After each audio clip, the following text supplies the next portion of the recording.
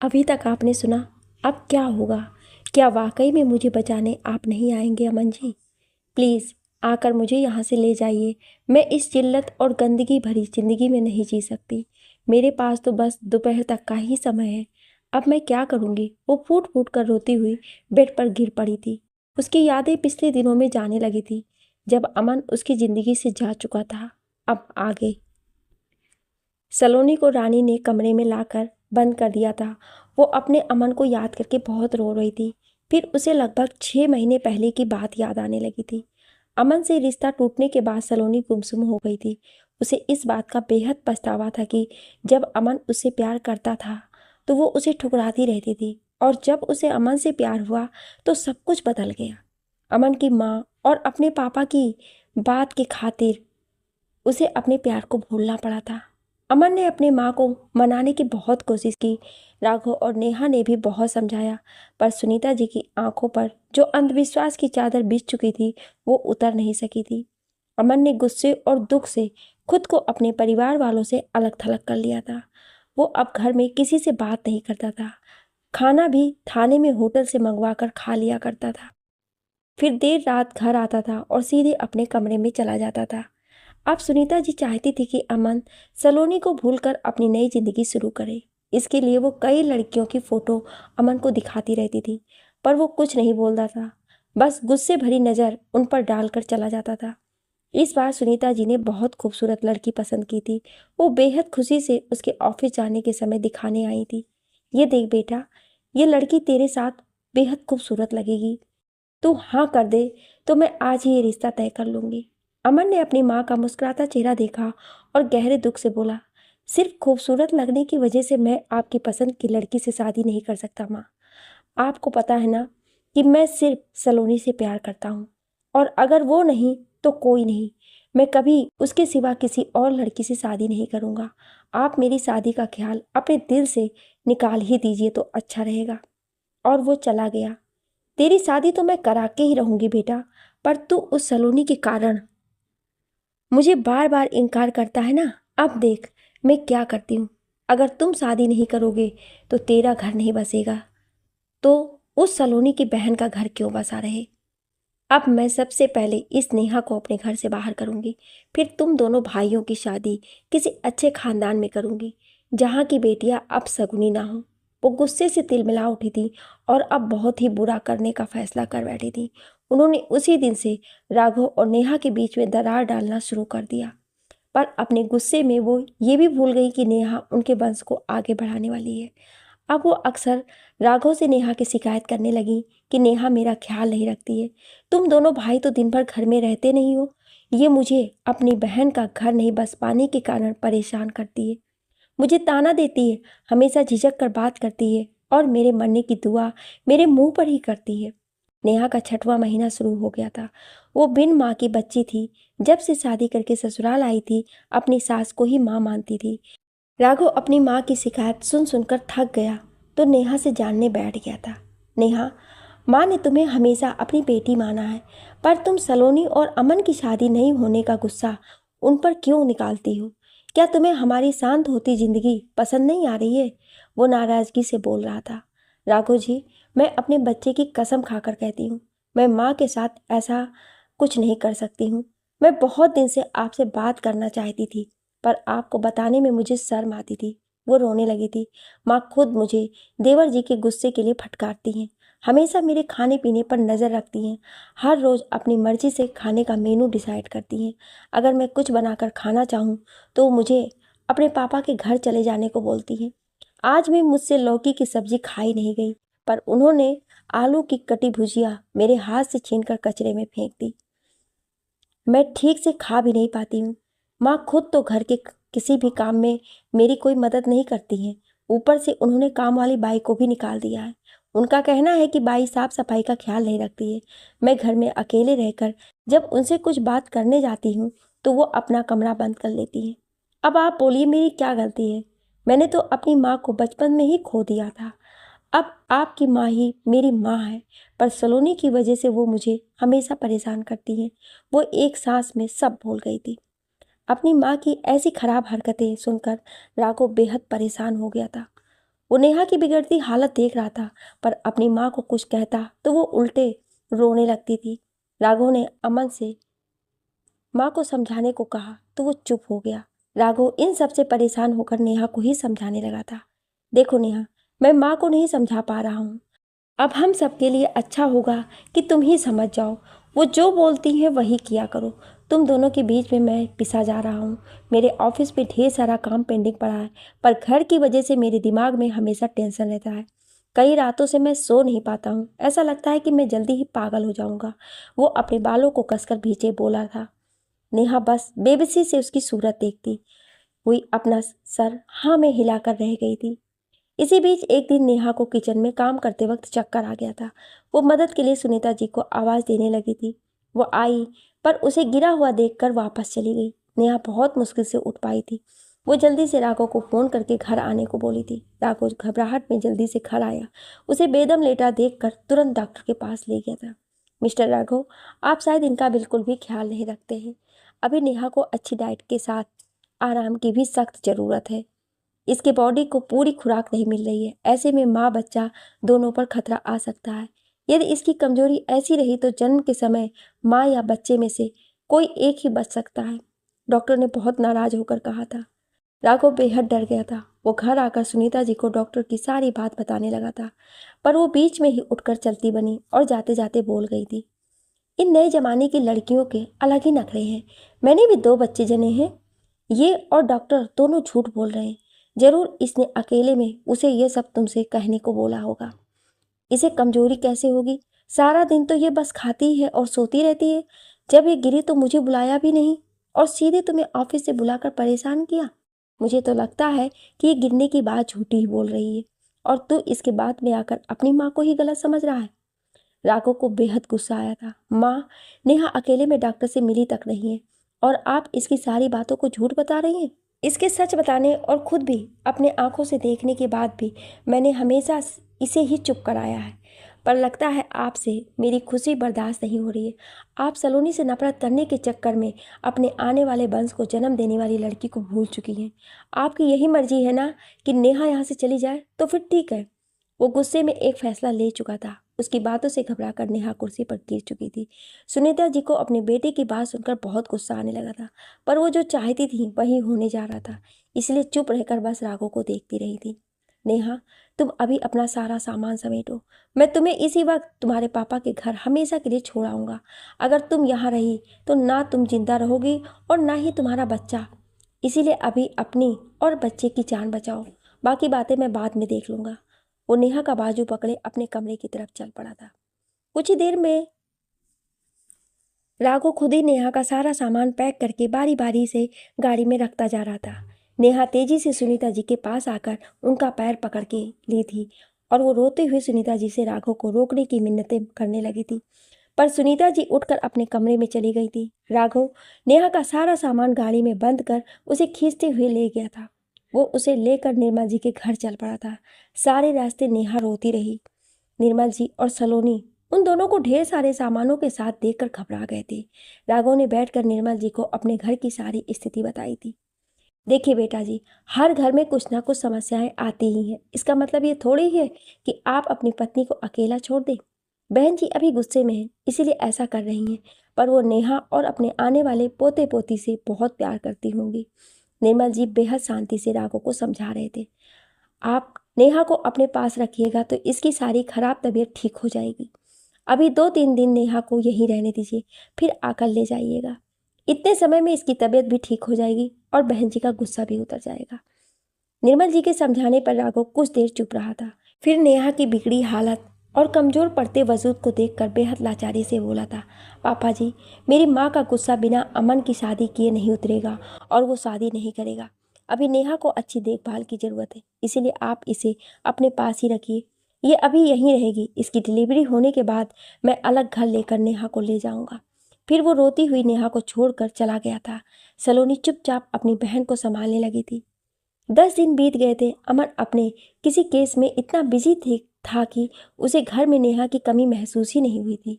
वैसे भी उसने सबसे 2 पल बैठकर बात करना भी तो छोड़ दिया था। फिर एक दिन वो नेहा का हाल जानने के लिए उसके कमरे में गया तो वो खाली पड़ा था। फिर काम वाली बाई ने बताया कि चाची ने बहुरानी के रहते उसे काम से निकाल दिया था और अब उसे रखकर बहुरानी को हमेशा के लिए मायके भेज दिया है। ये बात सुनकर वो सुन्न रह गया था। उसे अपनी माँ की ओछी हरकतों पर बेहद शर्म आ रही थी। वो गुस्से से सुनीता जी के कमरे की तरफ चल पड़ा था। अरे, आज सूरज उत्तर से तो नहीं निकल आया है जिससे मेरा बेटा मेरे कमरे में पैर रखने चला आया। वो तंज से मुस्कुराती हुई बोली थी। अमन को अपनी माँ का ये तंज सुनकर बेहद बुरा लगा। वो दुख से बस इतना ही बोल पाया था, अपनी नफरत में आपने भैया का घर तोड़कर अच्छा नहीं किया। अब राघव भी अपनी माँ से बात करना छोड़ चुका था और अब वो भी घर में खाना नहीं खाता था। सुनीता जी की मनमानी से उनके घर का माहौल पूरा खराब हो चुका था। अब वो घर में अकेले रहने लगी थी।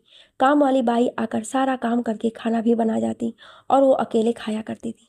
दोनों भाई कब आते कब जाते उन्हें पता ही नहीं चलता था। ये सब देख देख कर सुनीता जी का गुस्सा विकराल रूप धारण करने लगा था। एक दिन वो सरकारी कोर्ट गईं और एक घूसखोर वकील को पैसे देकर नेहा और राघव के तलाक का पेपर्स तैयार करके घर आ गई थी। फिर दूसरे दिन ही वो नेहा के मायके पहुंच गई थी। निर्मल जी और सलोनी कॉलेज गए थे। नेहा अकेली थी। वो अपनी सासू माँ को देखकर बहुत खुश हो गई थी। उसने खुशी से उन्हें अंदर आने को कहा था, पर वो गेट पर ही खड़ी होकर नेहा से तलाक के पेपर साइन करने को बोली थी। नेहा के पैर कांपने लगे थे। उससे खड़ा होना मुश्किल हो गया था। वो रोती हुई अंदर चली आई और जल्दी से राघव को फ़ोन करके तलाक की बात पूछने लगी थी। राघव पर भी मानो गाज गिर पड़ा था। उसने नेहा को साइन करने में मना कर दिया और खुद ही आंधी की भांति वहां पहुंचकर माँ को खूब खड़ी खोटी सुनाने लगा था। पर वो तो जैसी अंधी हो चुकी थी। उन्होंने साफ शब्दों में कह दिया कि यदि राघव ने नेहा को तलाक नहीं दिया तो वो जहर खाकर मर जाएंगी। राघव को यकीन नहीं हुआ कि ये वही माँ है जो बचपन से उन दोनों भाइयों की खुशियों के कारण हजारों कष्ट झेलती आई थी। पर अब उन्होंने अपनी नफरत में पहले अमन को सलोनी से दूर किया और अब उसे और नेहा को अलग करना चाहती थी। राघव को कंपनी काम से जापान भेजना चाह रही थी, मगर वो नेहा की डिलीवरी के कारण इनकार करता आ रहा था। अपनी माँ का ये रूप देखकर अब उसने तय कर लिया था कि वो सब कुछ छोड़कर जापान चला जाएगा। माँ, आपको मुझे नेहा से दूर करना है ना, तो आप भी आज मेरा अंतिम फैसला सुन लीजिए। मैं नेहा को तलाक नहीं दूंगा और ना ही अब आपकी आंखों के सामने रहूंगा। मैं कल ही सब कुछ छोड़कर हमेशा के लिए जापान चला जाऊंगा।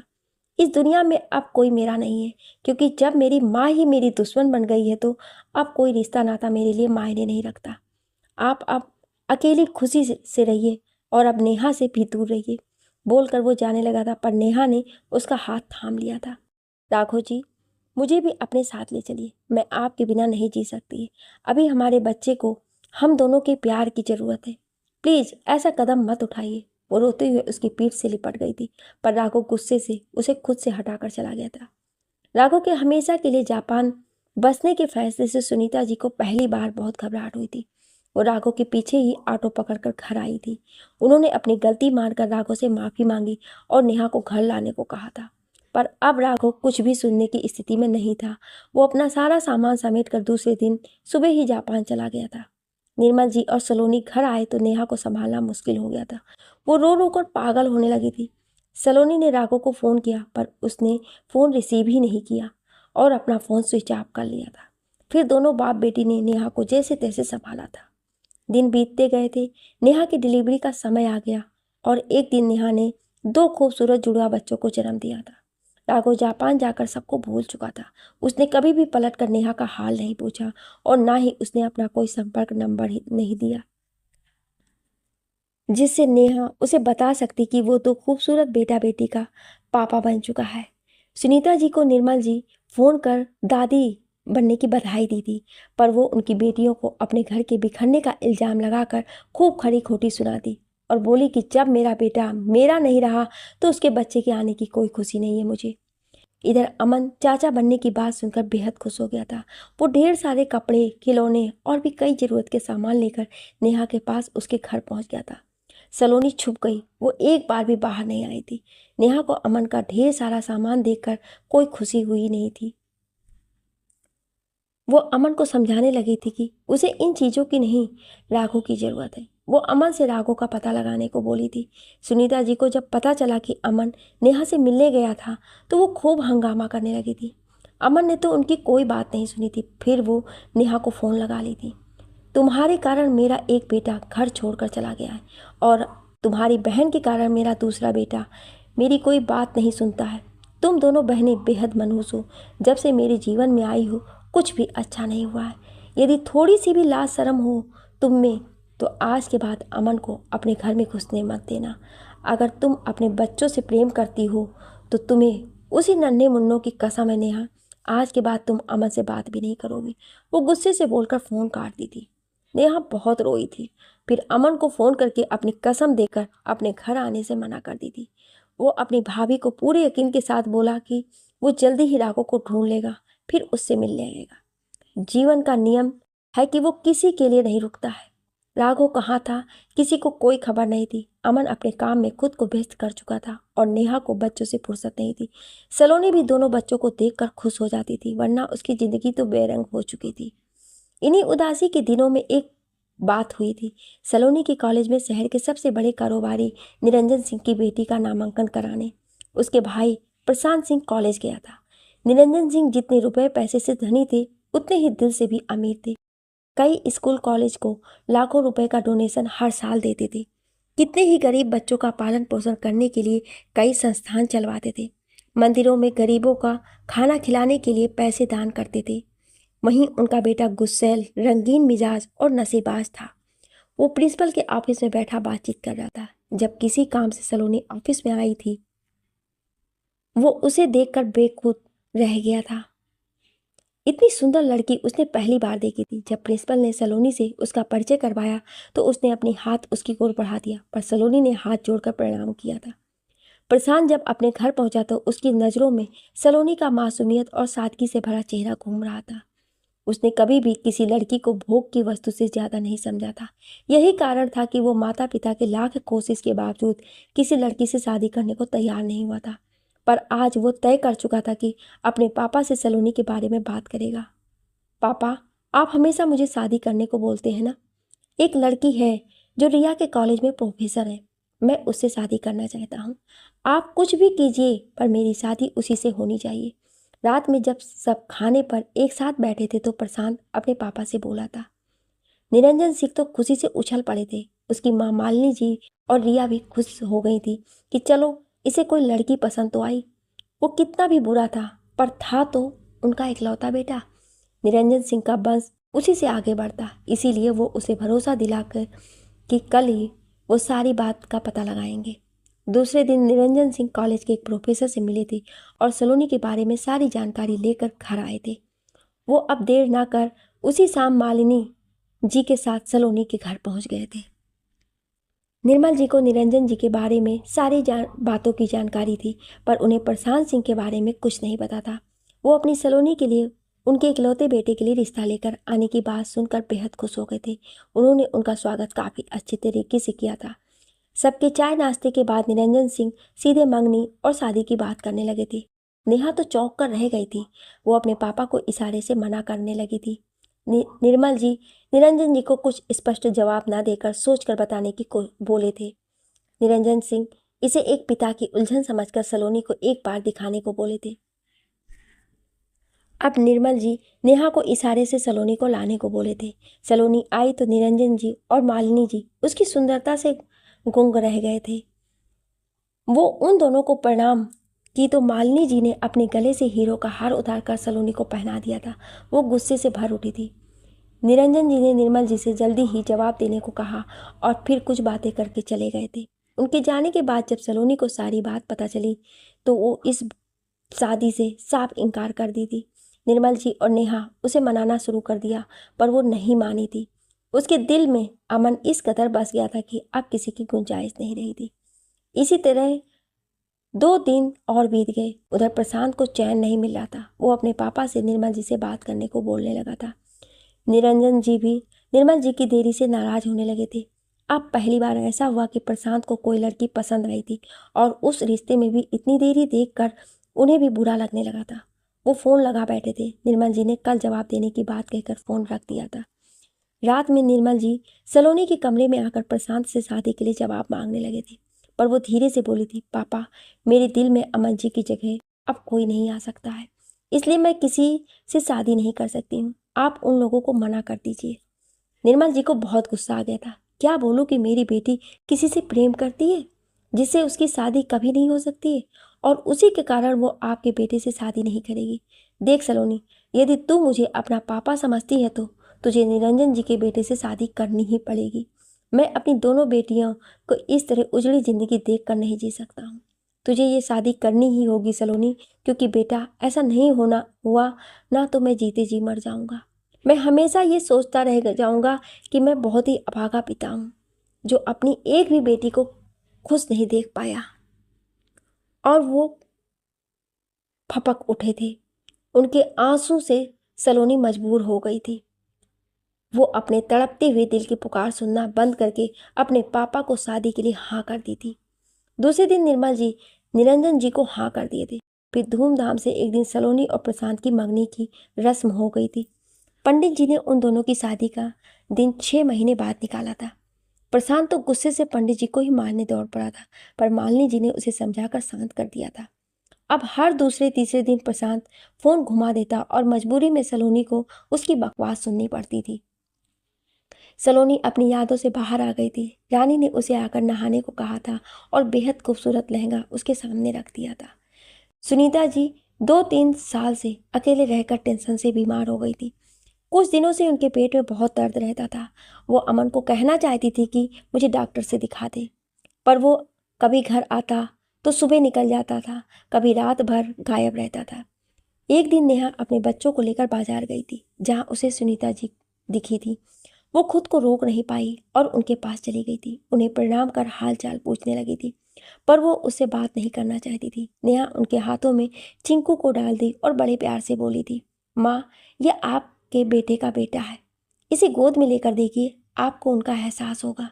जो भी हुआ उसे भूल जाइए माँ, हम सब मिलकर राघव जी का पता लगा लेंगे। दुनिया बहुत छोटी है, वो मिल जाएंगे। पर मेरी सलोनी खो गई है, वो कहाँ है, हम सबको कुछ नहीं मालूम है। रोते हुए वो बोली थी, सलोनी खो गई है? मतलब क्या है बहू, कहाँ है सलोनी? वो चौंकते हुए बोली थी। आपके मुंह से बहू सुनने के लिए मैं तरस गई थी माँ। फिर नेहा सारी बात बताने लगी थी। सलोनी के बारे में सब कुछ जानकर सुनीता जी को थोड़ी खुशी हुई थी कि चलो अच्छा है, पीछा छूटा।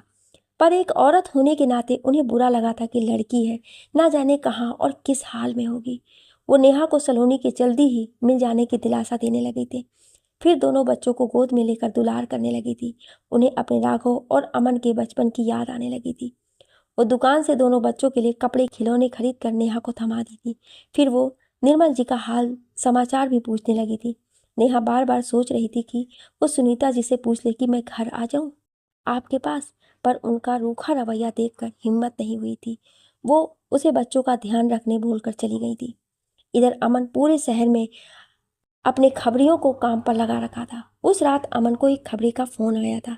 साहब जी, शहर से दूर एक बहुत बड़ी इमारत है जहाँ पर अक्सर पार्टीज होती रहती हैं। वहाँ रातों को बड़ी बड़ी गाड़ियों में ना जाने क्या लाया जाता है, पर देर रात को लड़कियों की चीखने चिल्लाने की आवाज़ आती है। अपने खबरी की बात सुनकर अमन के कान खड़े हो गए थे। वो अपने साथ 3-4 सिपाही लेकर आधी रात में उस जगह पर पहुंच गया था। अमन वहां जाकर ऊंची ऊंची दीवारों से घिरा इमारत देखकर चौंक गया था। उस इमारत का मुख्य द्वार अंदर से बंद था और तेज संगीत की आवाज बाहर तक आ रही थी। अमन चारों तरफ घूमकर उसके अंदर जाने का रास्ता ढूंढने लगा था, पर किसी भी तरफ से कोई खिड़की तक नहीं थी। फिर अमन पीछे की तरफ गया था। वहां उसे बेहद ऊंचाई पर शीशे से ढका एक रोशनदान दिखा था। वो अपने सिपाहियों को एक दूसरे पर चढ़ाते हुए खुद सबसे ऊपर चढ़ा और रोशनदान का ढक्कन हटाकर अंदर देखने लगा। उसे अंदर बेड पर एक मोटा आदमी एक लड़की के साथ जबरदस्ती करता नजर आया था। लड़की बहुत कम उम्र की लग रही थी और उस आदमी से बचने के लिए इधर उधर भाग रही थी। अमन का खून खौलने लगा था। वो धीरे से ढक्कन बंद करके नीचे आया था। वो फिर सिपाहियों की मदद से दूसरे रोशनदान में देखने लगा था। वहां भी वैसा ही कुछ नज़ारा देखकर नीचे उतर गया। इसी तरह वो लगभग सभी रोशनदान को बारी बारी देखने लगा था। हर कमरे में सिर्फ और सिर्फ लड़कियों के साथ हैवानियत का खेल ही चल रहा था। अमन को अब अपनी सलोनी की चिंता सताने लगी थी। वो फिर से एक कमरे के रोशनदान में झांकने लगा था। वहां उसे बेड पर सलोनी लेटी नजर आ गई थी। वो उसकी हालत देखकर रो पड़ा था। सलोनी का चेहरा मुरझा गया था। उसके गालों पर थप्पड़ के निशान पड़े थे। अमन तेजी से नीचे आया और मुख्य दरवाजे की तरफ दौड़ पड़ा था, पर इंस्पेक्टर सुमित उसे रोककर समझाने लगा था। सर, अभी हम लोग कम संख्या में हैं, अभी हम अंदर जाकर हम उनके फंदे में फंस सकते हैं, इसीलिए अभी आप शांत हो जाइए। हम कल पूरी फोर्स के साथ आएंगे और अंदर जाकर सबको धो डालेंगे।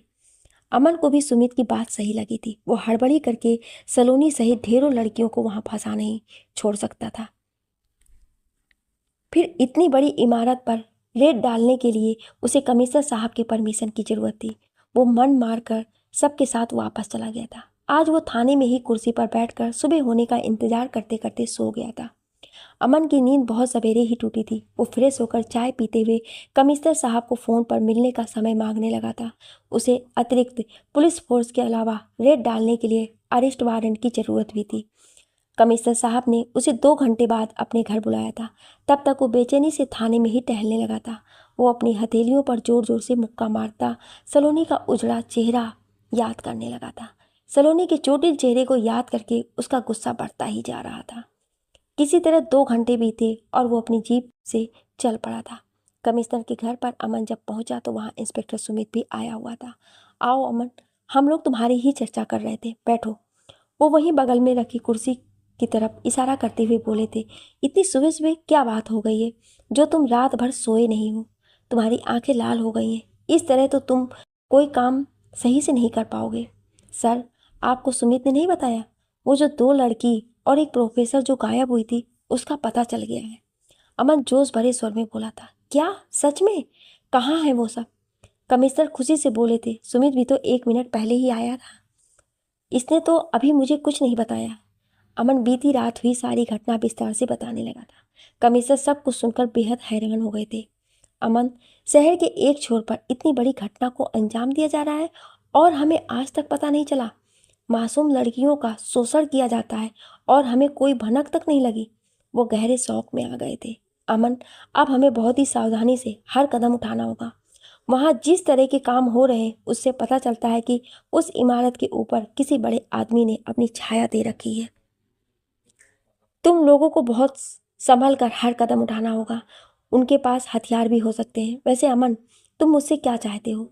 सर, मुझे ज़्यादा पुलिस फोर्स की ज़रूरत पड़ेगी और सर्च वारंट भी चाहिए। कमिश्नर साहब सुमित की ओर देखकर बोले थे। अमन, तुम्हें जितनी फोर्स की ज़रूरत है ले लो और इंस्पेक्टर सुमित भी तुम्हारे साथ रहेगा जो हर कदम पर तुम्हारा साथ देगा। Okay sir.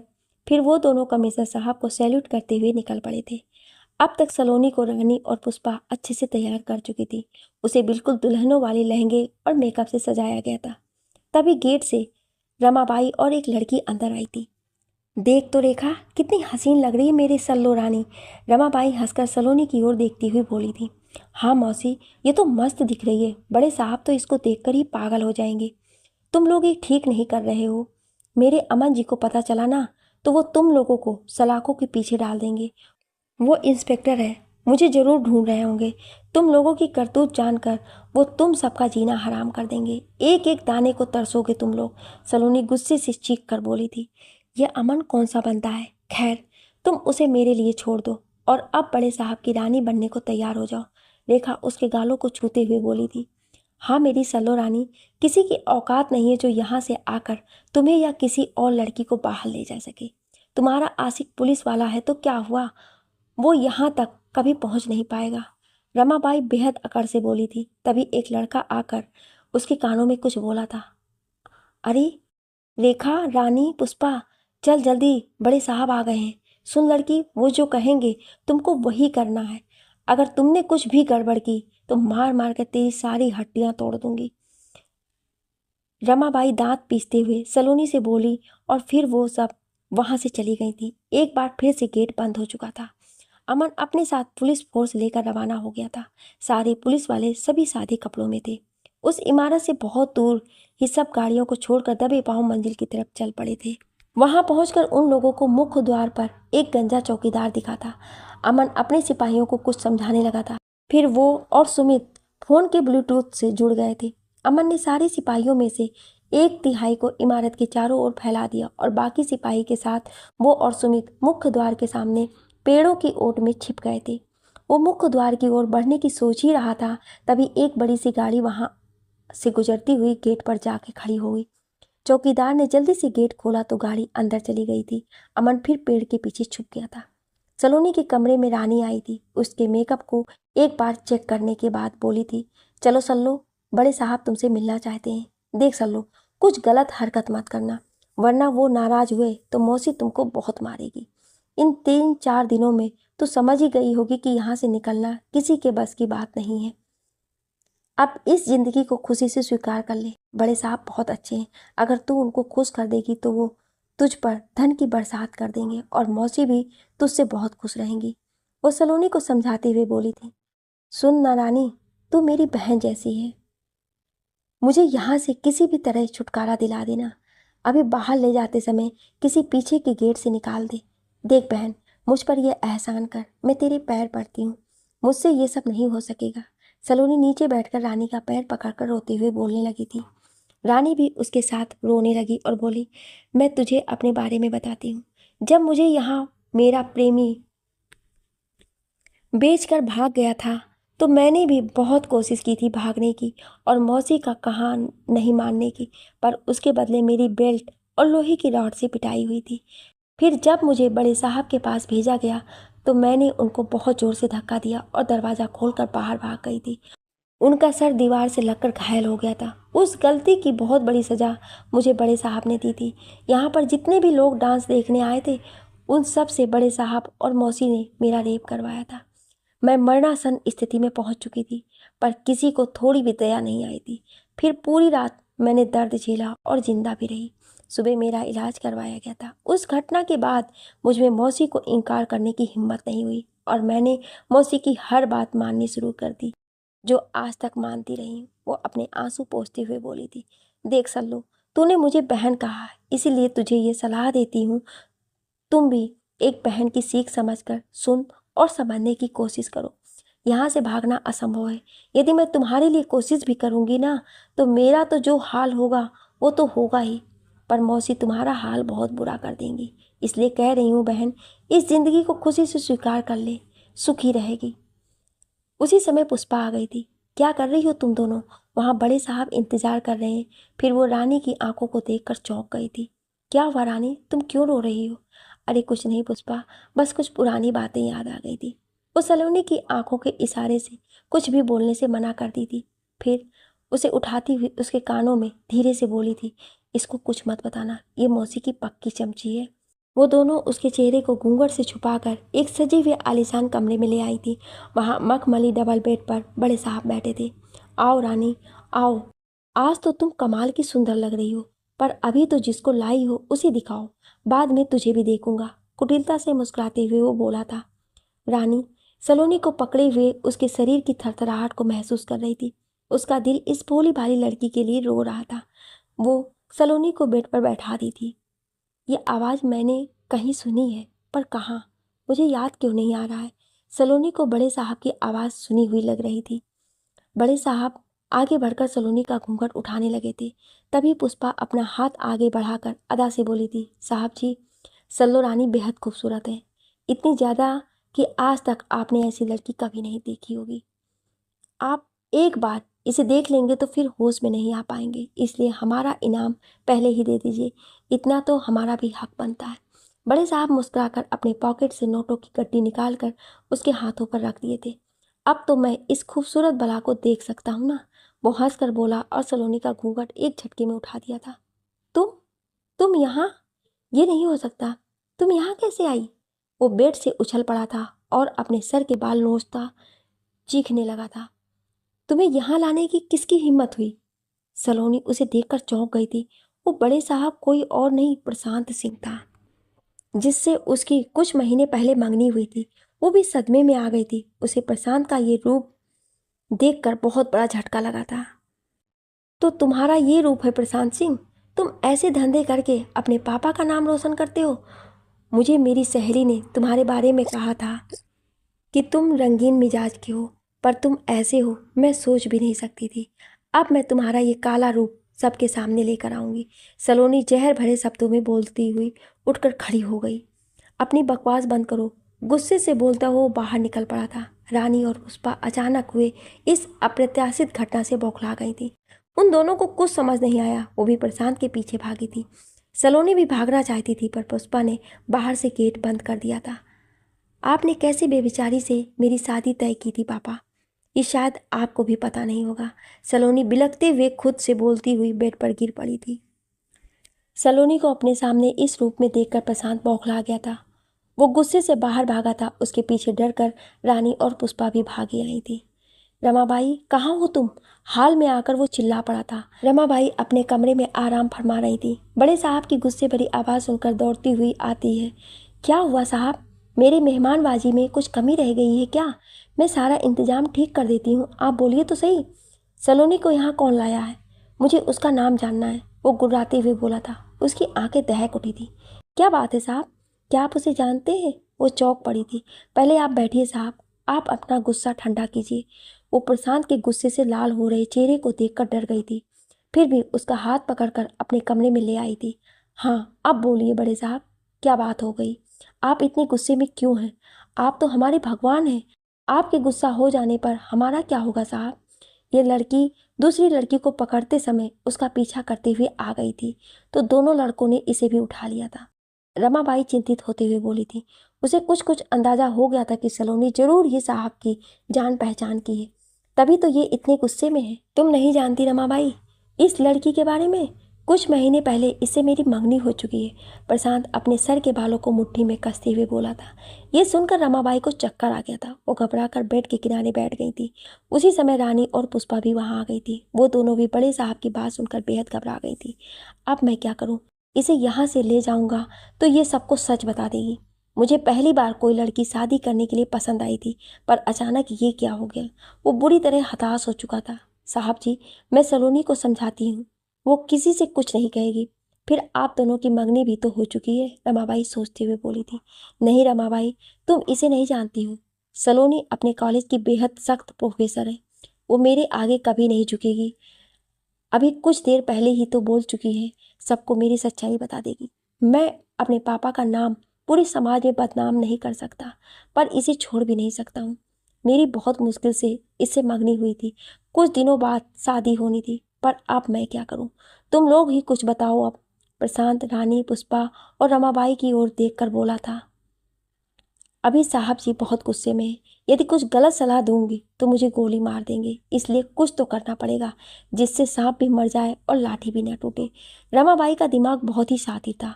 वो अपने बचाव का रास्ता सोचने लगी थी।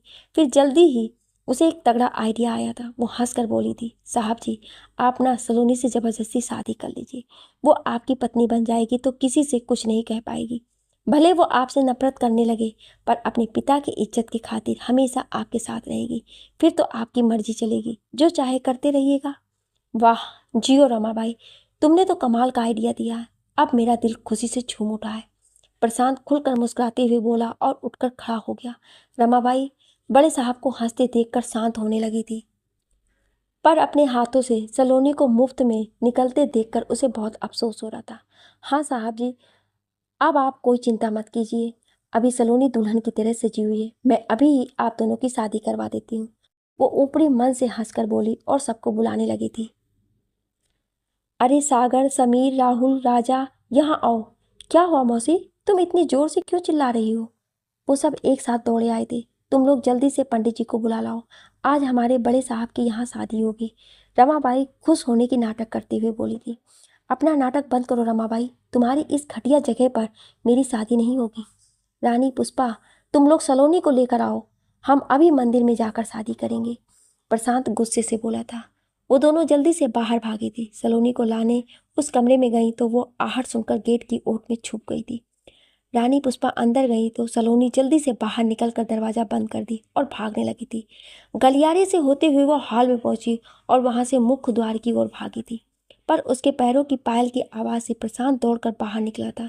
सलोनी को भागते देख उसका दिमाग फट पड़ा था। उसने दौड़कर सलोनी को पकड़ लिया था। तुमने यहाँ से भागने की सोची भी कैसे सलोनी? तुम मेरी होने वाली पत्नी हो। तुम यहाँ से बस मेरे साथ जाओगी। कुछ देर में हमारी शादी होगी, फिर मैं तुम्हें अपने घर ले जाऊंगा। उसे खींचते हुए प्रशांत मेन गेट की तरफ बढ़ चला था। रमाबाई, रानी और पुष्पा के साथ बहुत सारे लड़के खड़े होकर उसे सलोनी को खींच कर ले जाते देख रहे थे। वो जोर से रोती चिल्ला रही थी और रमाबाई का दिल अपने लाखों रुपए हाथ से निकलते देखकर अफसोस कर रहा था। प्रशांत ने सलोनी को अपनी कार में बैठाया और दूसरी ओर से खुद बैठकर गाड़ी चलाने लगा था। नहीं, मैं तुम्हारे जैसे राक्षस से शादी नहीं करूंगी। बचाओ बचाओ, कोई है, मुझे इस नीच इंसान से बचाओ। वो रोते हुए चिल्लाने लगी थी। हॉर्न की आवाज़ सुनकर चौकीदार चौंक पड़ा था। वो तेजी से फाटक खोलने लगा था। वहीं कुछ दूरी पर पेड़ों की ओट में छुपे अमन को उस सफ़ेद मर्सिडीज की फ्रंट सीट पर रोती बिलखती सलोनी दिखने लगी थी, जो गेट को धकेल रही थी। कार तेजी से निकल पड़ी थी। अमन पीछे दौड़ने लगा था। प्रशांत गाड़ी चलाते हुए अपने आदमियों को फ़ोन करके मंदिर पर आने को बोला था। उसने अपनी शादी की सारी तैयारी करने का ऑर्डर दिया था। सलोनी अपना चेहरा ढककर बेतहासा रोई जा रही थी। तुम पहली लड़की हो सलोनी, जिससे मैंने शादी करने की इच्छा जाहिर की है, पर मेरी बदकिस्मती कि तुम मेरे पास इस रूप में पहुंची।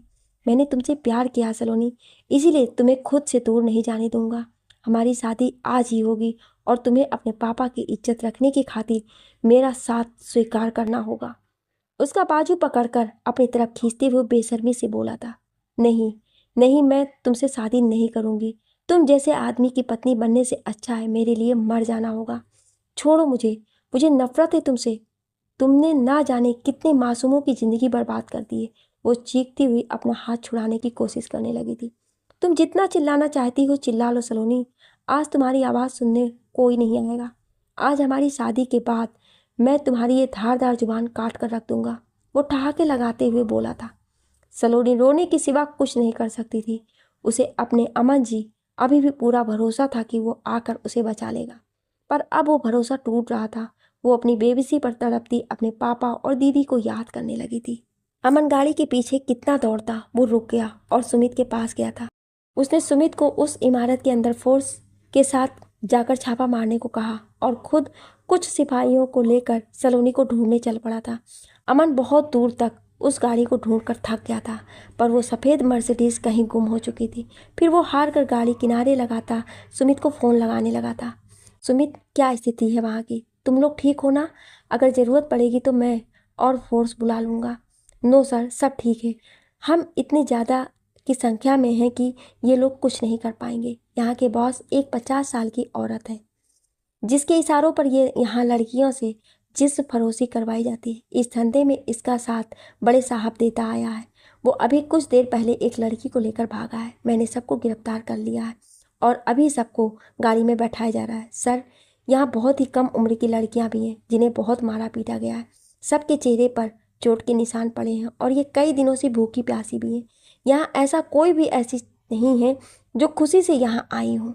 इन सबको दूसरे शहरों और गाँवों से प्यार के जाल में फंसा कर या ज़बरदस्ती पकड़ कर लाया गया है। इन सबको इलाज की ज़रूरत है सर। मैं इन सबको अभी हॉस्पिटल भेज रहा हूँ। सुमित, तुम बेहद समझदार हो।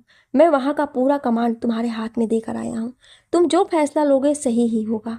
फिर वो बहुत मायूस होकर बोला था, यार, जिस गाड़ी के पीछे मैं भागा था वो गाड़ी तो उस लड़की को लेकर कहीं गायब हो गई है। तुम जरा उस औरत को पुलिसिया डंडा दिखाकर पूछो, वो आदमी उस लड़की को लेकर कहाँ गया है। उसी समय रास्ते से एक मिनी ट्रक बहुत तेजी से अमन के पास से गुजरी थी। उसमें सारे के सारे गुंडे मवाले जैसे दिखने वाले लड़के भरे थे। वो जोर जोर से हल्ला करते हुए जा रहे थे। अमन गुस्से से फोन काट कर उन लड़कों को पीछा करने लगा था। मिनी ट्रक मेन रोड से होते हुए कच्ची सड़कों पर उतर रही थी जो एक गांव की ओर जा रही थी। अमन बहुत ही सावधानी से उनका पीछा करने लगा था। कुछ दूर जाने के बाद उसे एक मंदिर दिखाई दिया था। वहीं पर वो गुंडों से भरी ट्रक रुक गई थी। वो सब उतरकर मंदिर की ओर चल पड़े थे। अमन भी अपनी गाड़ी रोककर सिपाहियों को लेकर दबे पांव उनके पीछे चल पड़ा था। वो सोच रहा था कि क्या ये गुंडे भी पूजा करने मंदिर आते हैं। उसी समय उसका फोन बजा था। हाँ सुमित, बोलो। कुछ बताया उस औरत ने? वो धीरे से बोला था। सर, उस औरत ने बताया कि उनके बड़े साहब उस लड़की को लेकर मंदिर शादी करने गया है। उस लड़की की मंगनी पहले ही हो चुकी है उस बड़े साहब के साथ, पर वो उसका ऐसा घिनौना रूप देखकर सबको बता देने की धमकी दे रही थी। इसीलिए वो बड़े साहब उससे शादी करके उसका मुंह बंद करा देगा। वो सारी बात बताकर फ़ोन काट चुका था। अमन समझ गया कि सलोनी की शादी जिससे तय हुई थी वो ही ये सारा धंधा चलाता है। अमन को वो सफ़ेद नज़र मंदिर के आंगन में लगी दिखी थी। इसका मतलब ये वही मंदिर है जहाँ वो कमीना इंसान मेरी सलोनी को लेकर आया है। उसने अपनी सुरक्षा की खातिर अपने इतने सारे गुंडों को बुलवा लिया है, पर वो ये नहीं जानता कि मेरी सलोनी पर नज़र डालने का अंजाम उसके साथ बेहद बुरा होने वाला है। मन ही मन खौलता हुआ वो सुमित को पूरी फोर्स लेकर आने को बोला था। वो गुंडे मंदिर में प्रवेश कर गए थे। अमन चूंकि अपने सिपाहियों के साथ सादी वर्दी में था, तो वो सबको समझाकर बेफिक्र होकर मंदिर में प्रवेश करने लगा था। मंदिर शहर की कोलाहल से काफ़ी दूर था, इसलिए इक्का दुक्का लोग ही अंदर थे। अमन अपने सिपाहियों के साथ मंदिर में जाकर भगवान को प्रणाम करने के बहाने चारों ओर देखने लगा था। अमन को मंदिर के प्रांगण से थोड़ी दूरी पर शादी की वेदी बनी दिखाई दी। वो सारे गुंडे वहां फूलों की लड़ियों से सजावट कर रहे थे। तुम लोग यहीं मंदिर के आसपास घूमने का ड्रामा करो और चारों ओर नजर रखना। कुछ देर में सुमित आ जाएगा, फिर हम इन लोगों को पकड़ लेंगे। मैं भी चारों तरफ घूमता हूँ, वो लड़की यहीं कहीं होगी। अगर वो तुम में से किसी को दिखे तो मुझे कॉल करना। सर, जरा ध्यान से, ये लोग बहुत खतरनाक दिख रहे हैं। अगर आपको हम में से किसी की ज़रूरत पड़े तो एक कॉल कर दीजिएगा, एक सिपाही अमन से बोला था। वो उदासी में भी मुस्कुरा पड़ा था। क्या आप इस कहानी का अगला भाग सुनना चाहते हैं? तो कमेंट में यस या नो ज़रूर लिखिएगा। Thank you.